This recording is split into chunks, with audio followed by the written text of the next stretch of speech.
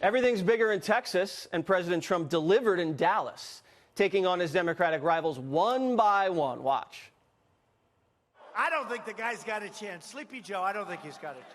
You know, I thought Pocahontas was gone, left in embers. You got to give her credit. Those embers, they kept going, going, going. Crooked Hillary. Crooked Hillary. Where are those emails, Hillary? Remember the emails that 33,000 emails covering her gym and her daughter's wedding. 33,000, that's a lot of emails for a wedding and working out. Reaction, the president's daughter-in-law and senior advisor for the Trump 2020 campaign, Laura Trump. So we were just talking beforehand, and I was telling you my theory, and I like it. Let me just try this out on the audience here. When usually politicians go negative, they go dirty, right, it can backfire. When Trump goes negative with the Pocahontas and the Sleepy Joe, he does it in such a funny, humorous way that it doesn't blow back on him, and it actually makes him look good. Yeah, people don't like all the negative ads that we traditionally see, I think, with politicians.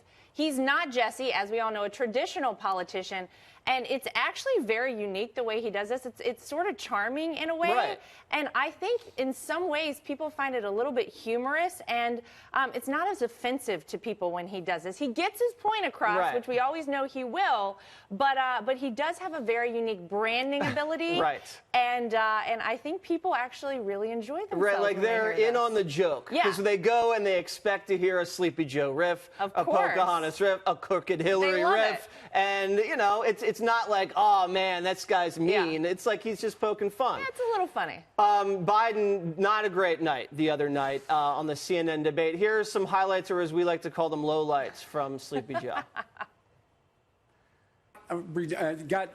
Moved to make sure the likelihood of it being used diminishes exponentially. Why in God's name should someone who's clipping coupons in the stock market in fact, pay a lower tax rate than someone who, in fact, is, like I said, a school teacher and a firefighter? I would eliminate the capital gains tax. I would raise the capital gains tax. What is happening in Iraq is going to be, in Afghanistan. What does the president do? He says, I believe Vladimir Putin. I believe Vladimir Putin. I don't believe our intelligence community. Suggesting Vladimir Putin. No, I'm not. I'm not.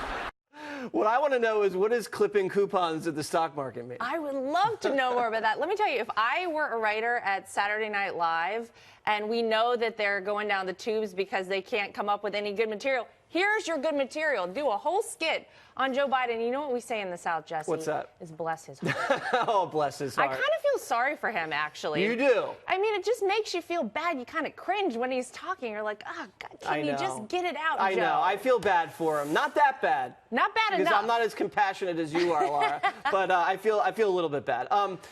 Also, the president in Dallas the other day was talking about, you know, when I was debating my opponents in 2016, I had Cruz, I had Marco Rubio. These guys were studs. These guys were really good debaters, legendary debaters, and it was tough. You watch these people playing patty cake up there on the Democratic field, and, you know, Trump's going to run through these people. And I wanted, before we get to the eventual matchup in 2020 on the debate stage between the president and the Democratic nominee, take a little trip down memory lane to see how the president took on his primary opponents. Watch. You have not been willing to attack Mr. Trump in public, but you did question his judgment. You started off over here, Jeb. You're moving over further and further. Pretty soon you're going to be off the end. He hit my hands. Nobody has ever hit my hands. I've never heard of this one. Look at those hands. Are they small hands? Don't worry about it, little Marco. I will. All right, well, let's hear Big Don. Donald. Don't worry about it, Don't worry about it, little Marco. Gentlemen. All right, so you remember when he debated Hillary Clinton, and he had to be very presidential because there were people doubting whether he could be presidential, and he was. He was. Now, in 2020, when he takes on that nominee, I think he's just going to let it out. What do you think? I got to tell you, I am so excited to see. It doesn't matter, by the way, Jesse, who it is doesn't matter. that he is going to debate, because they're all terrible. I mean, those Democrat debates are putting everybody in my house to sleep. Yeah, it was like the lowest rated one the other night. Yeah, it's great whenever I got a 2-year-old and a 2-month-old. Yeah, you need the bedtime. Everybody's knocked right out. But it's going to be quite a show. He doesn't have to prove to be presidential anymore, because we know he is the president, and that's what really matters. He is going to have such a field day with whoever it is. Sit back, get your popcorn, get the whole show ready to go, because it's going to be quite a thing. That'll be a late bedtime at your house. Yes, All right, it will. Lara Trump, there she is. Thank you.